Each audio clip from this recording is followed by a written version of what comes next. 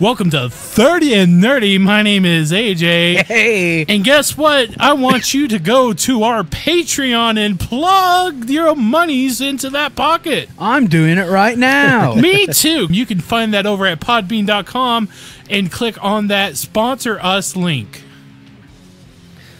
And with that, my name also is David. Or not also. My name is David. My name is also AJ. How weird.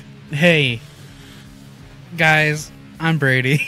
And this week's topic is something super special, I think, at least. Because it touches on, I think, a little bit of everything that we always seem to touch on every week, which is depression, comedy, and love. Well, I'm sorry I always bring depression to the... I wasn't saying it was a bad thing. It's part of all of our lives. Part of probably a large portion of the American public now. Yeah, sadly. I'd be depressed if I had to live in America as well. Wait, I do. Our UK listeners, you're lucky people because you don't have this warmongering fuck. They just have other things to worry about. Brexit and so on. That's true. Did you see that Australia has leaked that we are preparing to go to war with Iran? That was not surprising. Well, yeah, it was on Twitter. Didn't you see that tirade that went on? So we stopped the nuclear deal, and then they got mad because nukes were going to be made, even though that's what the nuclear deal stopped. And now we're going to go to war. This is how you get World War III, people. Do you want World War III? Do you want World War III? Because this is how you get World War III. I'm going to plug in here. Actually, I'm going to try and find it and see if it plays or not. If it doesn't, then I'll plug it in and have our reactions to it. But I think it's quite apropos to what we're going to be talking about here in about 2 seconds. All right. You hit us with that sweet sound again. Sound. Rat shit, bat shit, dirty old twat. 69 assholes tied in a knot. Hooray! Lizard shit. Fuck! Thank you, George. Calling back from the past. Here to put a fist in your ass. I wish he was still alive. What a great man. Everybody would tell him to not quit his day job or focus on your day job, George. Don't talk about politics. The least favorite thing I hear from people is that. It just makes me so sad when people are like, oh yeah, politicians stick to politics. Comedians stick to comedy. Now there's one thing you might have noticed I don't complain about. Politicians. Everybody complains about politicians. Everybody says they suck. Yeah! Well, where do people think these politicians come from? They don't fall out of the sky. They don't pass through a membrane from another reality. They come from American parents and American families, American homes, American schools, American churches, American businesses, and American universities, and they're elected by American citizens. This is the best we can do, folks. This is what we have to offer. It's what our system produces. Garbage in, garbage out. If you have selfish, ignorant citizens, you're going to get selfish, ignorant leaders. And term limits ain't going to do you any good. You're just going to wind up with a brand new bunch of selfish, ignorant Americans. So maybe it's not the politicians who suck. Maybe something else sucks around here. Like the public. Yeah, the public sucks. There's a nice campaign slogan for somebody. Yeah. The public sucks. Fuck hope. Fuck hope. Because if it's really just the fault of these politicians, then where are all the other bright people of conscience? Where are all the bright, honest, intelligent Americans ready to step in and save the nation and lead the way? We don't have people like that in this country. Everybody's at the mall, scratching his ass, picking his nose, taking his credit card out of his fanny pack and buying a pair of sneakers with lights in them. My daughter loves those. So I have solved this little political dilemma for myself in a very simple way. On election day, I stay home. I don't vote. Fuck them. Fuck them. I don't vote. Two reasons I don't vote. First of all, it's meaningless. This country was bought and sold and paid for a long time ago. The shit they shuffle around every 4 years, doesn't mean a fucking thing. And secondly, I don't vote because I believe if you vote, you have no right to complain. I disagree with that. People like to twist that around. I know. They say, well, if you don't vote, you have no right to complain. But where's the logic in that? If you vote and you elect dishonest, incompetent people and they get into office and screw everything up, well, you are responsible for what they have done. You caused the problem. You voted them in. You have no right to complain. But I didn't vote that person. On the other hand, who did not vote, who in fact did not even leave the house on election day, am in no way responsible for what these people have done and have every right to complain as loud as I want about the mess you created that I had nothing to do with. So I know that a little later on this year you're going to have another one of those really swell presidential elections that you like so much. You'll enjoy yourselves. It'll be a lot of fun. I'm sure as soon as the election is over, your country will improve immediately. As for me, I'll be home on that day doing essentially the same thing as you. The only difference is when I get finished masturbating, I'm going to have a little something to show for it, folks. Thank you very much. But, I mean, that's not the overarching theme of our talk. Just what we were talking about right there, just kind of the being bought and paid for. I kind of almost agree with that because... All right, George. Exit stage right. Hey, people, I know you love us. Oh, please. Please. One day. No, I love you. In 50 years. We'll all be dead. Yeah. We'll be nothing more than dust. Hey, speaking of which, I really hope this stops soon because this is driving me mad. Though I don't fully agree with that because generally when I'm upset with my government, it's people I didn't vote in. And I'm really glad that Obama did wait until George Carlin died to go ahead and run his Hope campaign. So thank you for waiting just a little bit because I do love the Obama. But listening to, because I was listening to the last podcast on the left, like I said earlier, on my bike ride, and they were talking about the Bilderberg Group and the Bohemian Grove and all those guys, Skull and Bones. Yep. And back with like George Bush and Kerry were both members of the Skull and Crossbones. Yep. And while we're being fed this idea that they're both completely opposite people, they're basically the same, just two old, wrinkly white men. Oh, yeah, most definitely. And I mean... And so I think... Conspiracy theories, I know, are not this week's topic, but I feel like Carlin was probably right that the country was bought and paid for a long time ago by people far more powerful and more rich than I'll ever even hope to dream. Well, nowadays it's done in the open. Yeah, it's right there in front of your fucking face with, what are they called? PACs? Lobbyists. And PACs, super PACs. It's Super PACs are people, too. No, they're not. They can be, but they're not. Well, people, they can be killed. And they usually Eat are. the rich. Just not the ones that you'd hope. They're the ones who are the whistleblowers. The only thing that you need to realize is that you're held down by shackles of oppression, and all you need to do is release those and revolt. There's more of us than there are them. The proletariat must arise. It's true. Are we going for anarchy here or something? Or No, we're just talking about a complete overhaul. I like those guys, though. They're cool. I don't. Fucking... Well, I guess my issues with when you start talking to the people, the anarchists that are all for communism. Or, not communism. What's the money thing that we do? Capitalism. Anarcho-capitalists. They can eat a fat bag of dicks. Because neither of those... Any anarchist is not going to be great. Well, no matter what happens, it's always going to anarchy is always just whoever has the biggest guns wins. Yeah, and its power's always going to pool to one place or the other. It's not going to be divided equally among people. Oh, No. we can do whatever we want to. It's all going to be hippie Woodstock, everybody making love. And I would like to point out, though, that you have people like Cortez who are rising to the forefront of politics in New York, of all places. A democratic socialist is winning big places. So I think She also won another state's. Yeah, and she's not election. even there. She got wrote in so much that she won, I think, Philadelphia? Somewhere. Some adjacent state. Yeah, so I mean, and right now she's on a huge campaign trail with Bernie through the Midwest talking about democratic socialism.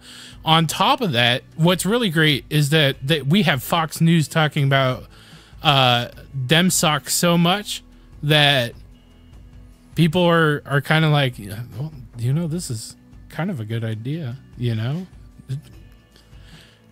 There's that whole turn away from blue, but that's a bullshit conspiracy by the Russians. Don't let further. The last capitalist we hang is the one we bought the rope from. Yep. So fuck the Ruskies.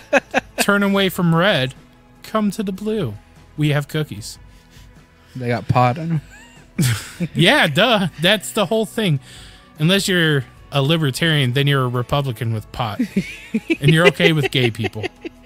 Yeah. Have you ever done DMT? I'd like to. You're going to go crazy. I would love being a libertarian. That's libertarians to me. Just DMT. It'd be cool. Pot smoking hippies who are Republican. I'm not either. Not Republican, not Democrat. Just American? Just independent. If you have...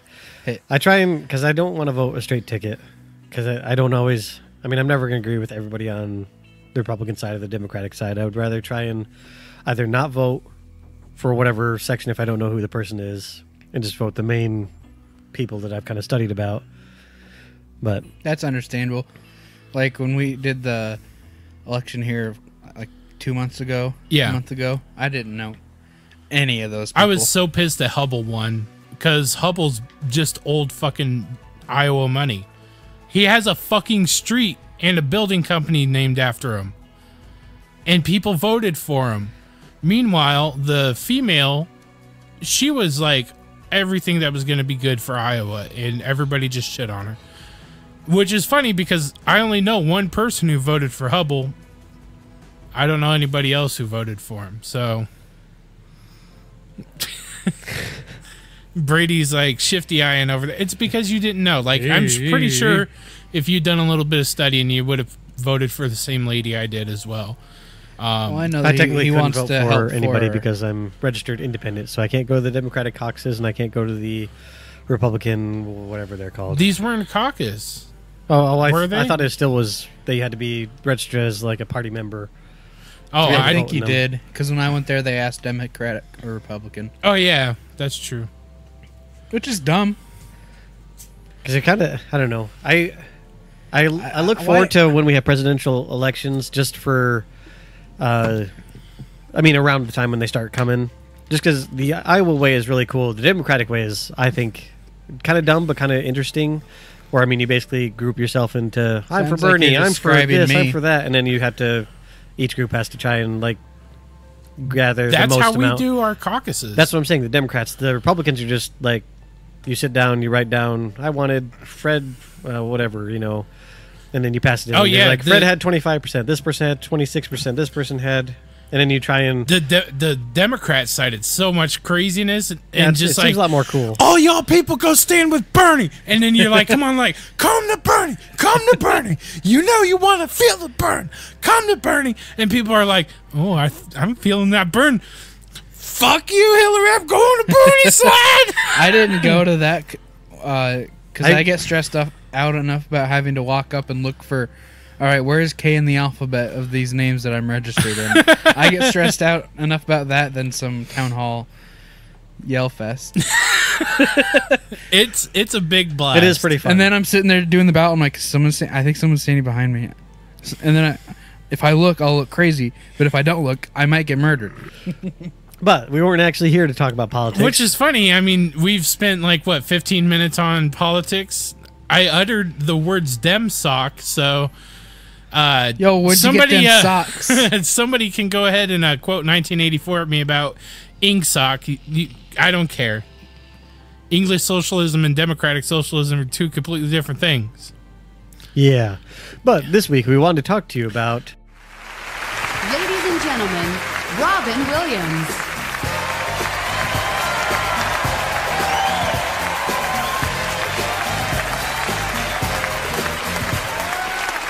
Buenas noches. Buenas noches. Bienvenido. Welcome. Rude, crude, lewd, bag of pre-chewed food, dude. Yeah. And I must say, he is one of my favorite actors from kids to even now, years after he has passed away. Still good. And the man World's greatest dad. Oh my god, that's the first after Aladdin. That's the first movie I thought of when you said Robin Williams. To show his range. Yeah. Well, and I didn't mind, even because, like I've said, I watch horrible movies and I like them. Yeah. I can't think of one that Robin Williams did that I didn't not at least enjoy in some way, shape, or form, where I was like, oh, this is ridiculous, I can't watch it. I think you're reading us wrong. We both are huge fans of World's No, Greatest I Dad. just was saying that about... Oh, okay. Yeah, because that's a lot of people didn't. Fucking dark movie. A lot of people didn't like that movie, that's what I was getting, not You from know, you guys. I can understand why. I could definitely understand. Because wasn't that the why. one about where his kid autoerotic asphyxiated... Yeah. Whatever. I can't even say it. Asphyxiated himself. Autoerotic asphyxiation, There my we go. friend. You got a little too curious. Well, the And- first time it was funny when he walked in and he's still just kind of hanging there, and then all of a sudden the kid like pops up, and he's like, oh, ah! And then they get him down, and he has the talk with him, and then all of a sudden he does. Kill I himself. love the fact that he's jerking off to the pictures of his dad's girlfriend. Wasn't it that his teacher as well? I think so. And that- It's been a while since I've watched You that can one. never catch a break in that movie. You're always like, oh my god. Yeah, it's always like Jesus a oh Christ. shit, oh shit, oh shit. That's oh shit. That I feel like that entire anytime Goldthwait makes a film, that's pretty much what's gonna happen.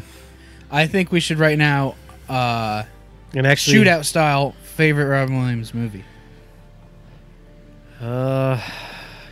As of now, not let's not peg it all the time. Just like, okay, fine, all the time. Putting you on the spot, David. I may have to think about this just because. I mean, It's definitely not What Dreams May Come. I know I kind of like that one a lot. It's a good movie, but it's a really artsy fartsy fuck fest. What about Toys? You did the thing. I have Aladdin. It's my favorite Robin Williams. Sorry if I'm a basic bitch, but Aladdin's fucking great.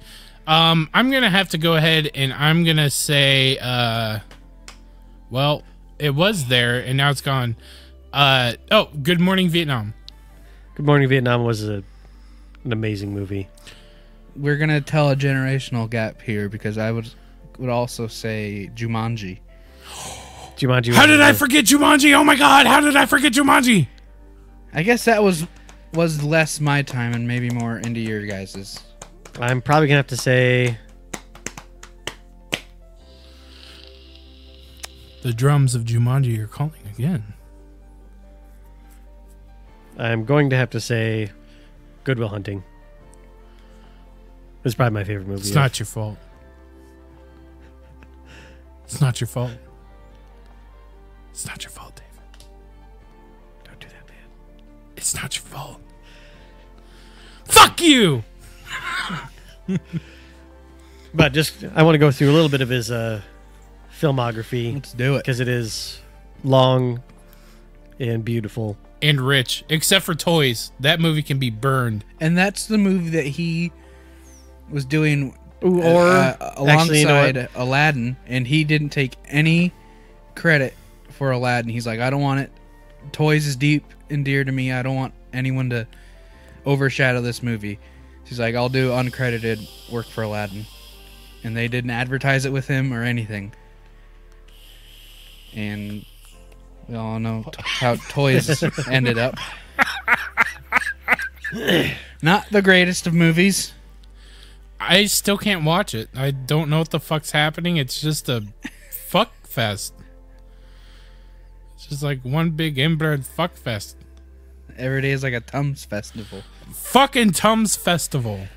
But he started on Happy Days as Mork. Oh shit, I forgot about that. Yeah, and then he went to a He spin-off had of, a few other things, but I think that's where he really caught his break was Mork and Mindy on Oh, definitely. Happy Days. And the funny thing was Zip Zip Nanu Nanu.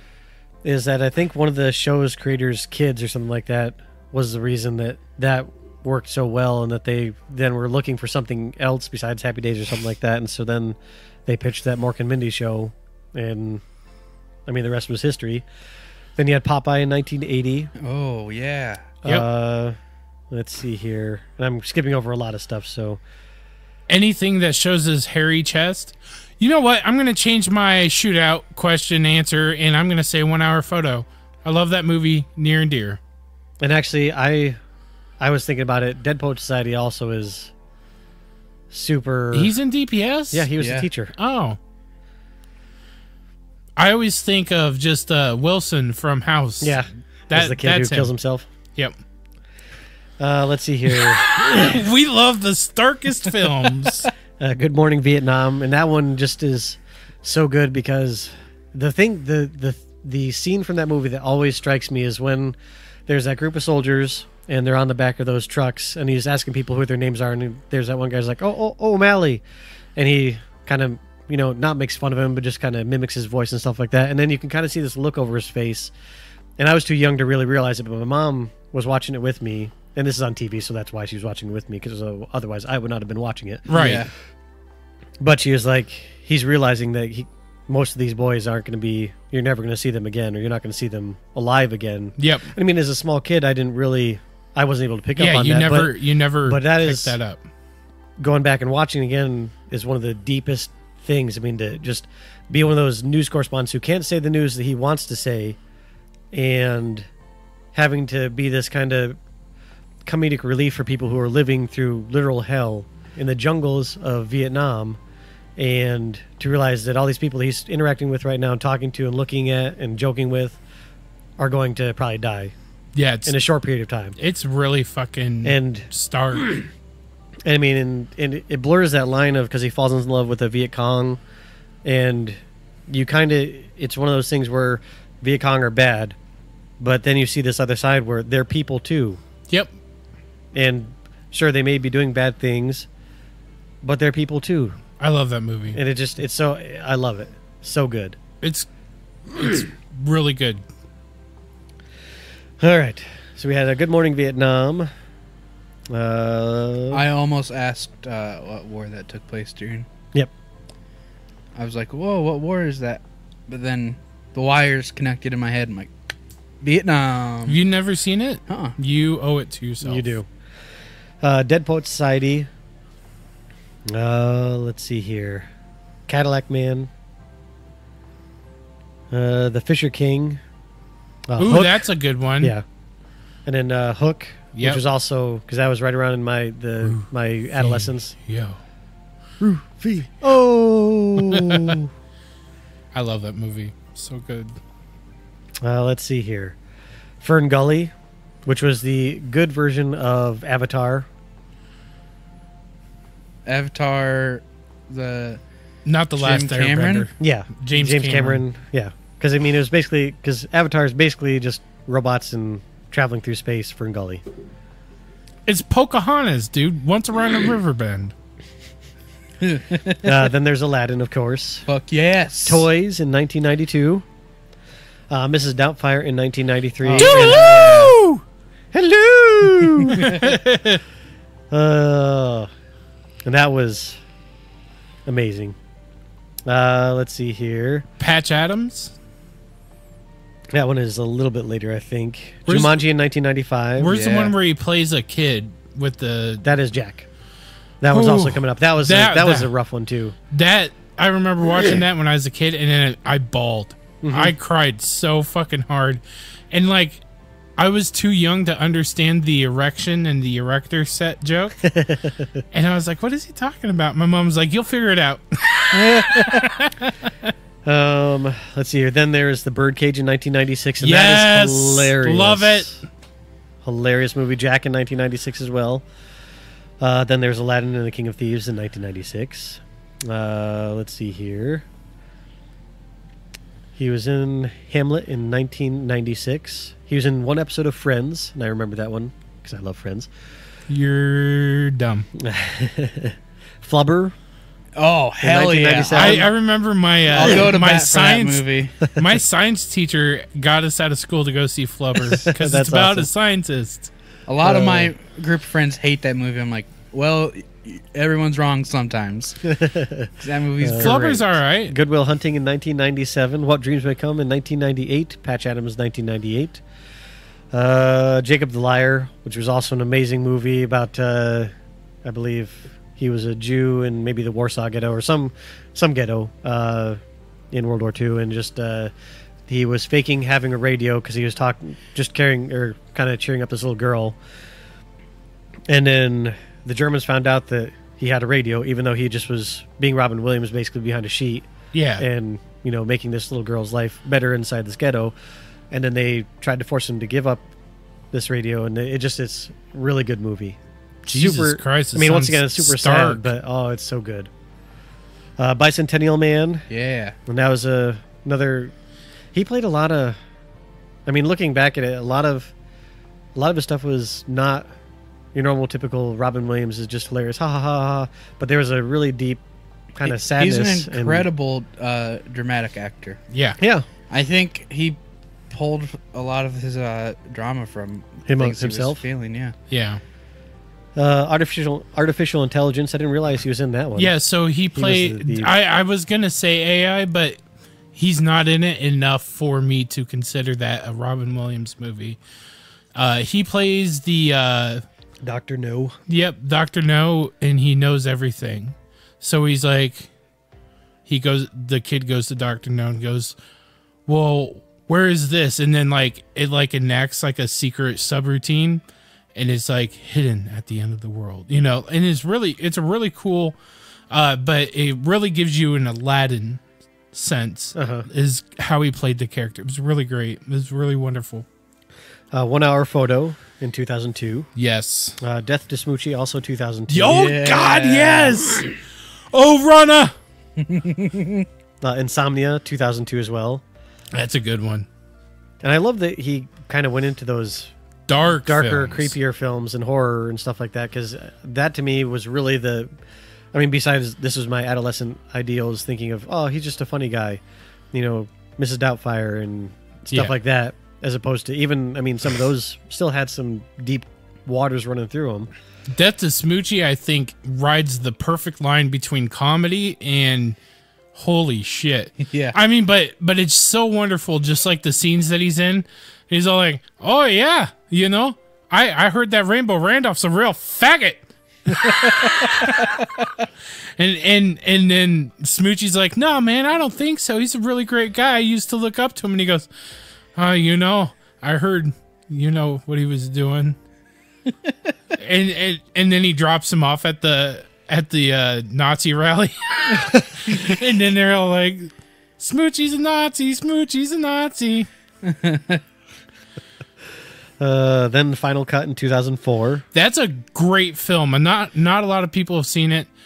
I will defend that movie to the death, kind of like how you will with Flubber, because a lot of people talk mad shit about it because pretty much he's a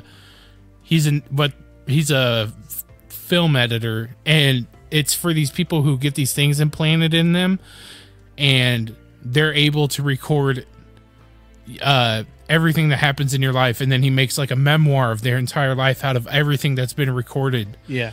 And but the thing is that they're not supposed to have those things implanted in their head, and it turns out that he does. Spoiler alert. Who? Then we had House of D, though I haven't seen that one, so I can't really speak to it. More like House of Dick. I've never seen it.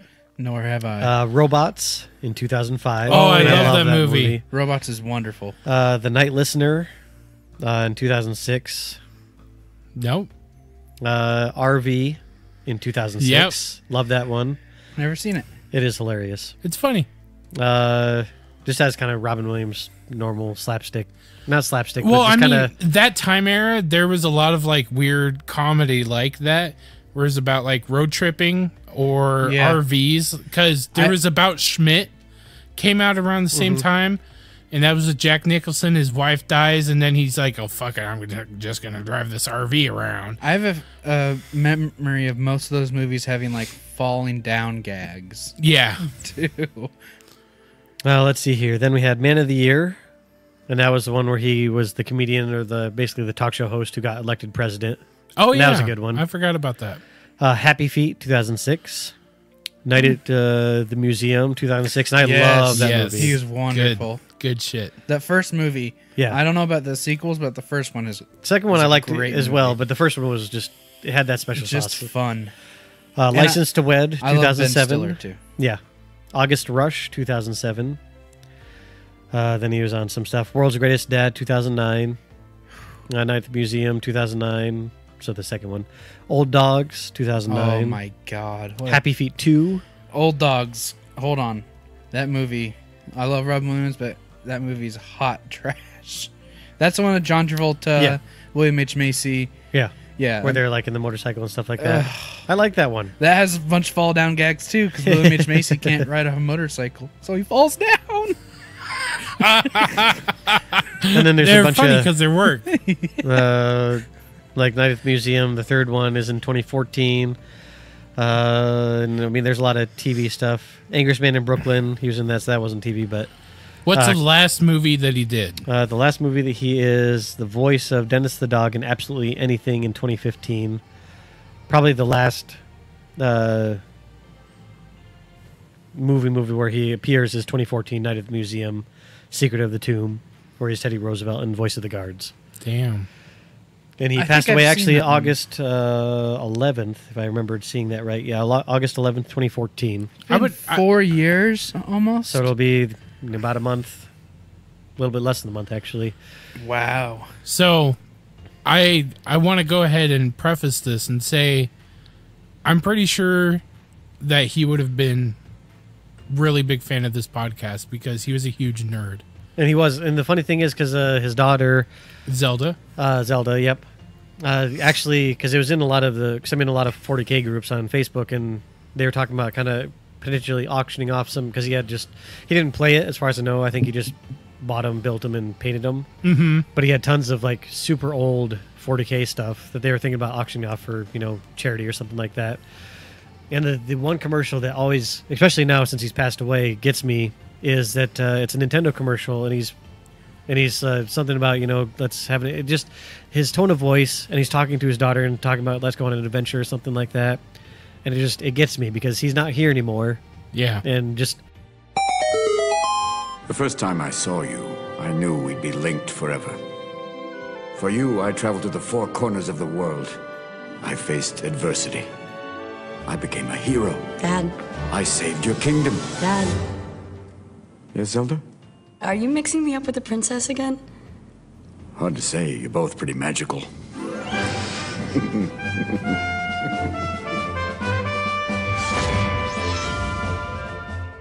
And the other thing that I love about him is there are several things, like he was on the USO tour. And I just like people who are famous, but who aren't too famous to be able to go to people who are in Afghanistan and to give them jokes and stuff like that. Because it's Not really only funny. that, so he made it a requirement that if he was going to be in anybody's movie, they had to hire homeless people from that area that they were recording. You're going to hire them, you're going to give them a job, you're going to pay them, and you're going to turn their life around. Or else I'm not doing this movie. And that's why he always seemed, because they said, and there's a documentary on HBO right now about Robin Williams, and I really want to watch it. Documentary? Yeah. And because Murph and Andy from 1460 KXNO said it's just phenomenal, and that he was a very reserved person when he's, not on David Letterman or, any of the talk show. In front of a camera Yeah. or something. And so they'd say, like, before he would go on stage, he was like Lake Placid, just nothing. And then all of a sudden, show starts, he's out of the barrel like a bullet out of a gun. Yeah. And He's a master at his work.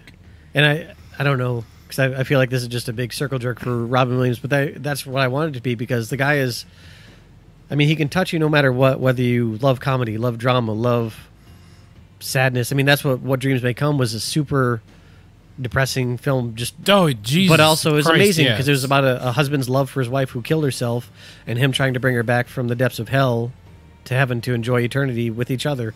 And I love that kind of, any story that's like that about, even though normal dogmatic Christianity, once you're dead, you're done. You can't. There's no going up or down. But just I love that idea of being able to break those barriers because of your love for somebody else. And I love those stories. I could read them, listen to them, watch them all day long, and then die from exhaustion of overexertion of emotion. Yeah. Like I can make my jokes, but anytime I think back about him, like I think back fondly of him and the things that he's done. And I mean, like the dude, the entire time we talk about this episode, it's going to be kind of with near tears, like kind of a somber tone for me, because I understand his pain. I understand what he does and why he did what he did. And then above that, like his ability to stop and then flip the switch and be somebody else for anybody. Yeah. Because you don't want people to know how much you're hurting. Like today I went and saw my grandparents and they were like, I was talking about how this medication made me gain a shit ton of weight. And they're like, what kind of medication? I was like, oh, it's one of my new antidepressants. They're like, you're depressed? And I'm like, yeah. And they're like, we never knew. And it's like, because I didn't want you to. And they're like, oh, well, you can't hide. I was like, you can hide something like that. You can hide being the most sad person in the world. And the easiest way to do it is with comedy. Yep. And that's exactly what he did. So, well, he also had some physical stuff going on. What was it?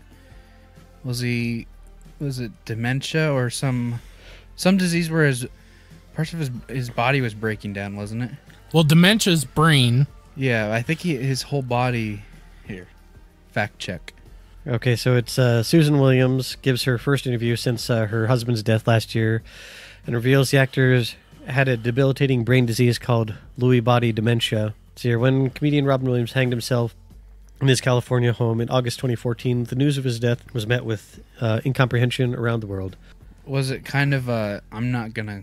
It was not depression that killed Robin, Susan told People magazine in one of her first interviews. Since losing her husband, depression was one of, let's call it, 50 symptoms, and it was a small one. Instead, she argued that it was a debilitating brain disease called diffuse Lewy body dementia, or dementia with Lewy bodies, DLB, that took hold of Williams and probably led him to suicide. But I think I'd be depressed as fuck if I had some form of mental or physical dementia. But I think it goes to show, I mean, the ability that he had to take himself out of he just wanted his to own make depression. people happy. Yeah, I mean, and there was tons of stories. I remember reading one about how this family in some little diner just lost their grandparent or parent or something like that, and they were all kind of somber and sad, and he happened to be there too, and I can't remember if he either paid for their stuff or came over and talked to him and cheered him up. But I mean, that's just the type of person you always remember, instead of the somber, sad, stoic, quiet person, but the person who's flamboyant and kind and energetic and loving. So he did a ton of movies. Oh, yeah. Let's get off that subject. Well, some fun facts of Robin Williams. Hairiest forearms in the business. I don't know about that, but he's up there. I don't know. He was a pretty hairy dude. I bet he never got a mosquito bite because he could always feel them land on him. I don't know. I got a mosquito, Mom. I'm not going to try. 1997 was voted Funniest Man Alive by Entertainment Weekly. It's all downhill from there. Because once you're the funniest man alive, then somebody else gets it, and then you're like, oh man, I'm no longer funny. Yeah, how did like the sexiest voted man alive feel next year when he's not re-voted again? He spoke French fluently. Oh, that's right. He studied at Juilliard with actor Christopher Reeve. The two remained good friends until Reeve's death in 2004. I forgot about that he would, because Reeves wanted to give up and just kind of die after his accident, and Robin Williams would come in. Are you talking about Keanu? No, Christopher as in Superman. Oh, okay. Or the original Superman. Which, speaking of that, because in Superman 2, Lois Lane dies, and so he goes and flies around the Earth to spin it backwards so that it will turn time backwards. But if he did that, wouldn't the Earth just crack and shatter? Yes, he would kill every single person. So to save Lois Lane, he just blows the Earth apart. Yeah. It's like, well, I guess I'll fly away to a different yellow sun. If the Earth place. survived, the oceans would move in response to it and probably drown Just have everyone. a tidal wall of ocean that would cover the Earth. I always love that when it's like, that just isn't how anything works. But it looked cool on TV. And there was another thing that I was thinking about, totally off of Robin Williams or anything like that, but I know that's not anything different for us. But so if flat earthers believe, because here we go. Okay, so no, have you heard the newest Flat Earth Society thing? No. So the Earth is a globe, but our planet is just a small little disc at one side of the globe, and then the ice that covers Antarctica is just a giant globe. Yeah, I've heard of that one. Because other planets are global, so there has to be something about that, because they do confirm, they're like, well, science has confirmed that Mars is a globe and everything else. So now there's like this whole global belief that all right, if our planet isn't flat, then it's still flat, but it's just a flat part of this giant ice globe. Yeah, it's like we're a puddle on it. I've seen mock-ups of it, and it's like the amount of mental gymnastics you have to think about going, well, because, I mean, if they think that way, it's like, well, that'll solve the problem of as we get to the outer edges, everything will have to be shunted in at such a high degree that, like, buildings would have to be like this to still be flat. And they'd be like, well, this solves that problem, because then we're now still on the globe. And it's like, well, how about you just solve that by just saying we're all on the globe, and it's not a giant ice factory all around 90% of the other part of this globe. But my question is, with gravity, because with, like, if we take a baseball game and we throw, the ball doesn't just, like, automatically get sucked down. But if we're traveling at a certain speed, wouldn't the ball drop quicker? I'm trying to think of, just because I'm not amazing at science, but I have to feel like if the Earth is being pulled at 9 whatever meters a second, 9.8, that if a baseball is being thrown, that it wouldn't have the normal trajectory of a globe that's spinning, or things of that nature. I mean, they're traveling away from their origin at some amount of speed. I guess you could finagle yourself into figuring out how that would work. Yeah, you would think if you're moving up, you're losing forward momentum speed where it would instantly drop. Maybe. I mean, because if you take a bullet, but you're throwing the ball that's going the same speed you are, so it might have a curve to it. I don't know. I just figured that was. I have no fucking clue. But I'm not a physics major, so gravity's pretty set in stone. It's like, well, no, I mean, not gravity, but I mean the Flat Earthers' version of gravity. Flat Earthers' version of gravity is a weird fucking phenomenon. I would really, I think it'd be funny though if, like, their version of gravity happened to be the same amount of force that gravity actually is, but they're just like, hey, ice globe for life. No, they do. They say we're moving up through space at the rate at which gravity pulls us down. Oh. That's why we can measure it at that speed. And it's like, why? The thing I don't get is like, oh, NASA's hiding this from us. Why? Why would they hide this from you?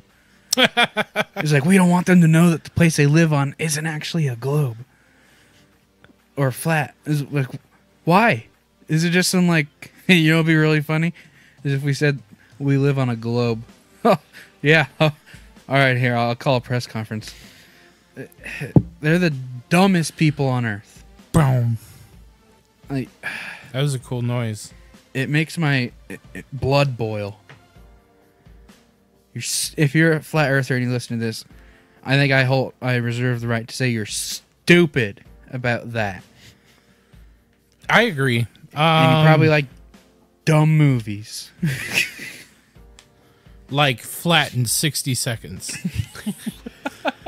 So here's Flat AE. Shooting back to Robin Williams. He was a very overweight child. As a result, nobody would play with him. He started talking in different voices to entertain himself. He was voted most humorous and least likely to succeed in school. Oh. Proved them wrong. Well, about one of them. Why do we vote on? Oh, he's not gonna succeed. You're not gonna succeed. You're a stupid idiot. I just was really happy to not graduate from a normal high school where they did that shit. See, for our high school, because if I would have been in high school at that time, I'm pretty sure they would have been like voted most likely to stay fat for the rest of their life. AJ Phillips voted most likely to hang themselves at the age of 37. AJ Phillips, FF4L. Fat for life. Yeah, F4L. That's hard to do with your hands. Yeah. No, it's not. Well, they made it hard for the people with fat fingers, just to make fun of them even worse. Yeah, Homer, like Homer trying to dial the phone. Yep, most likely to wear a muumuu at age 36. AJ Phillips. That's why he hangs himself in 37, which is really funny though, because like at age 37, when he does hang himself, the support beam breaks because he's just so heavy. There you go. But see, our high school, we did stuff kind of tongue in cheek. So it'd be like the two worst drivers were like best drivers of high school, and it'd be the guy and the girl who gotten the most accidents or most tickets or something like that. Jesus Christ. We did like my friend Nick won worst car because his car was a piece of shit. I would have rather walked than drive that car. Here's what we did. I got voted best smile, and for our picture, we didn't smile. Ooh, you cad. You were so the girl edgy. that was nominated with me, she's like, you know, it'd be really funny if we didn't smile. And I'm like, yep, you're right, Amanda. You're also super fucking hot, so I'm gonna agree with anything you say. Did she let you touch that boobie? No. Well, then you didn't smile for the... We all we saved room for Jesus. Oh, I forgot you went to you don't think or Baptist do school. anything about sex. Just don't think about it. What about you, David? I don't remember what I got. Did you get voted prettiest dick? Show us your dick. Show us your dick. Show us your dick. I don't remember what I got. It was something dumb. Just like the other day, what was it? Oh yeah, because our truck didn't come until 4 p.m. It's normally there at 6 a.m. Oh my shit! And so I left early and then came back in to help with the trucks. It was on a Monday, so I was like, whatever. I don't work on Tuesdays. Yeah.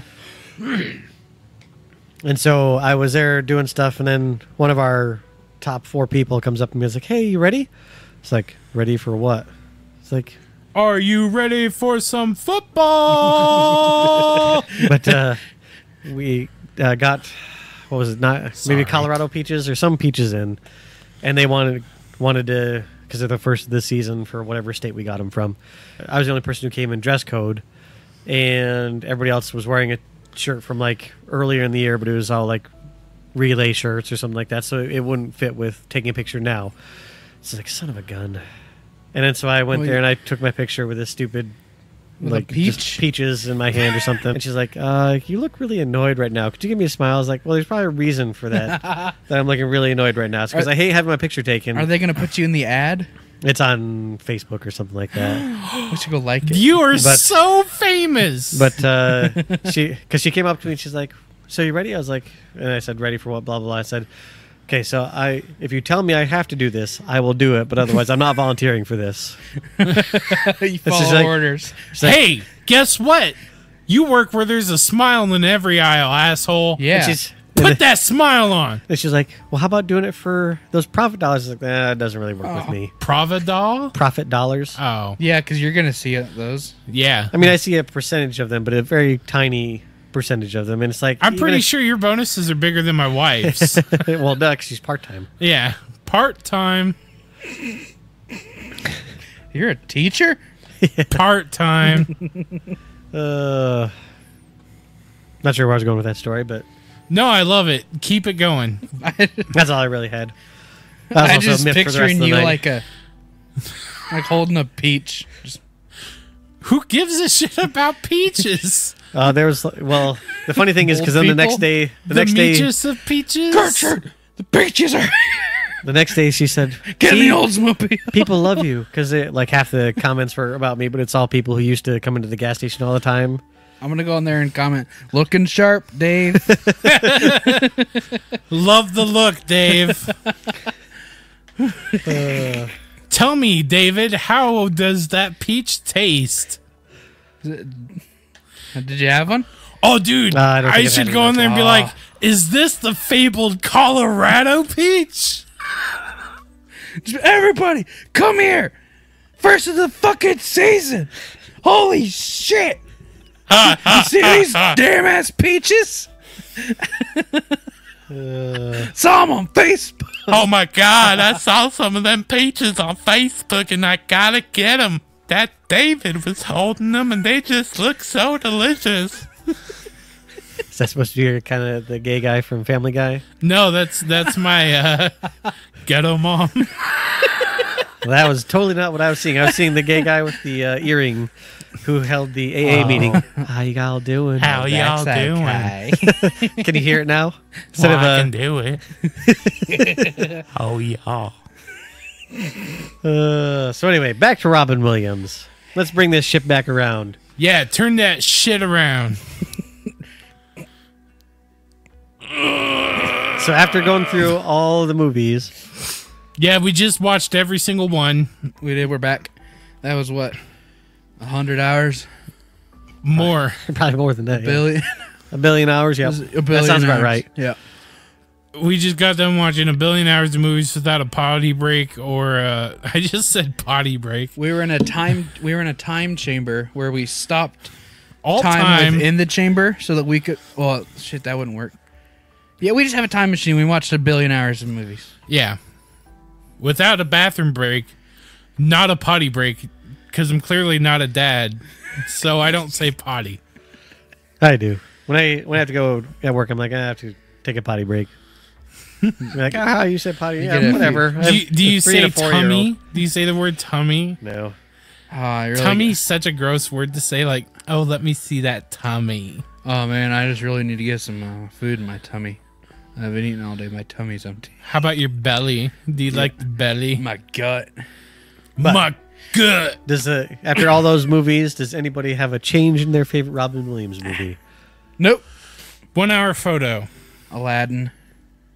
I don't know, because choosing between, I think I'll say Dead Poet Society. No, you're good, Will. I know, but I put Dead Poet Society as the same level, so I'm going to choose Dead Poet Society over Good Will Hunting. I don't think you should. You get way more hyped for the other film, Hunting? for Good Will Hunting. Yeah, you love that movie to death. I do love that movie to death. I've never seen you show as much support for DPS than I did for Good Will Hunting. Fine. Good Will Hunting is my favorite Robin Williams movie. Boom. See, I'm your friend and I know you. And I'll make you change your mind. Dead Poet Society is the best Robin Williams movie. Changed my mind. Oh, well then the best Robin Williams movie is Happy Feet 2. Happy Feet 1 was kind of... I like that one. I never watched them. I did. I saw it when it was on Netflix one time. I watched it. Just by yourself? No, with my kids. Oh. It would have been better if you were by yourself. Just like I'm an adult and I'm gonna watch Happy Feet by myself. I got my my lunch here. I'm gonna eat a cheeseburger and some French fries. Got a large chocolate shake. I'm ready to watch some of this. Ready to roll. Or you're like, I got a 6-pack and I'll watch some movies. Oh, fucking Happy Feet.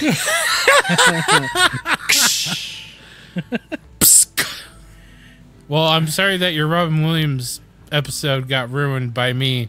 Just like your Skyrim episode got ruined by me. I will be able to edit it together.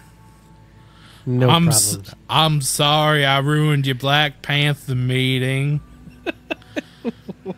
You know what?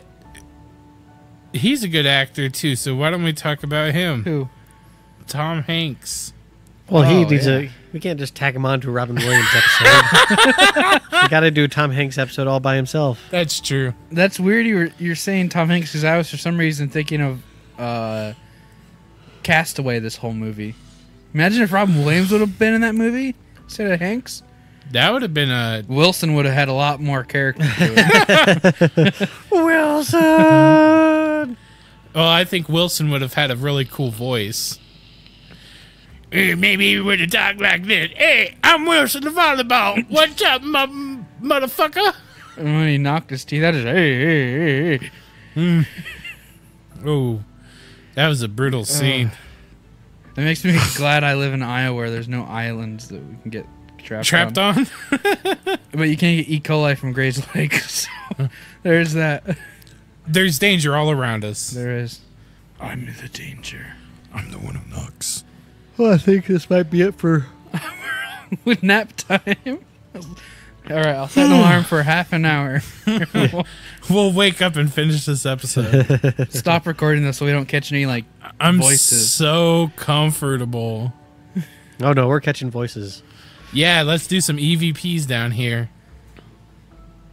I would, if we had enough money, I would love to do like the Vliska, because you can rent it overnight for like, I don't know, a couple $100. I think that'd be fun. I've got an axe for you. Only if we do a satanic ritual beforehand to make shit really fun. Even though that isn't real. It's not real. We could chaos magic it up then. Come on an axe. Yeah. I got 2. I'm totally gonna come on my axe. Well, this has been 30 and Nerdy. My name is David. My name is AJ. Brady. He wasn't not depressed.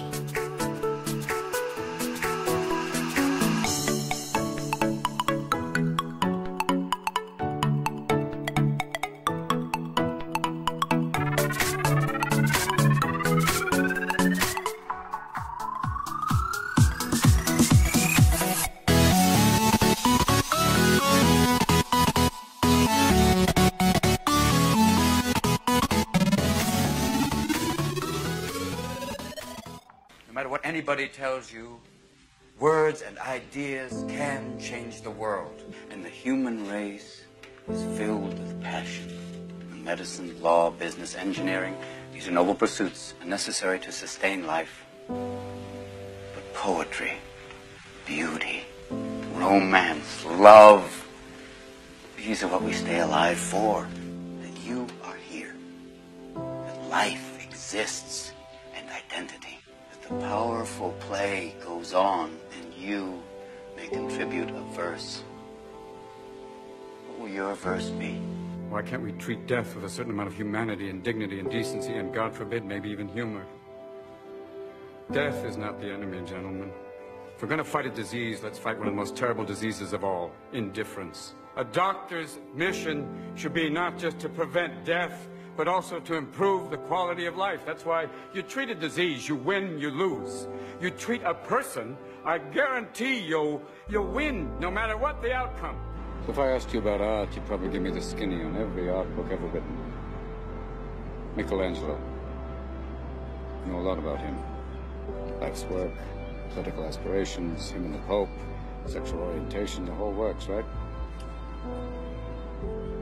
I bet you can't tell me what it smells like in the Sistine Chapel. You've never actually stood there and looked up at that beautiful ceiling, seen that. If I ask you about women, you'd probably give me a syllabus of your personal favorites. You may have even been laid a few times. But you can't tell me what it feels like to wake up next to a woman and feel truly happy. When I ask you about war, you'd probably throw Shakespeare at me, right? Once more into the breach, dear friends. But you've never been near one.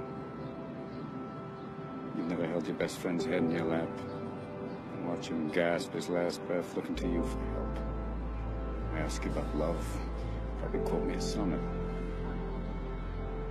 But you've never looked at a woman and been totally vulnerable. Known someone that could level you with her eyes. Feeling like God put an angel on earth just for you. could rescue you from the depths of hell. And you wouldn't know what it's like to be her angel. To have that love for her be there forever. Through anything. Through cancer. And you would know about sitting up in a hospital room for 2 months, holding her hand, because the doctors could see in your eyes that the terms visiting hours don't apply to you. You don't know about real loss, because that only occurs when you love something more than you love yourself. I doubt you've ever dared to love anybody that much. You know, as we come to the end of this phase of our life, we find ourselves trying to remember the good times and trying to forget the bad times. And we find ourselves thinking about the future.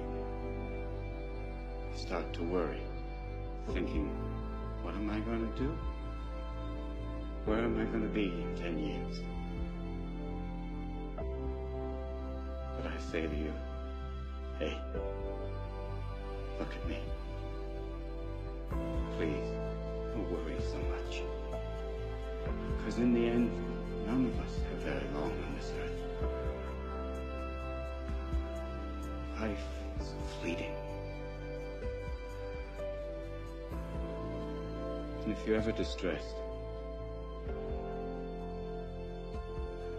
cast your eyes to the summer sky. When the stars are strung across the velvety night, and when a shooting star streaks through the blackness, turning night into day, make a wish. Think of me. And make your life spectacular. I know I did.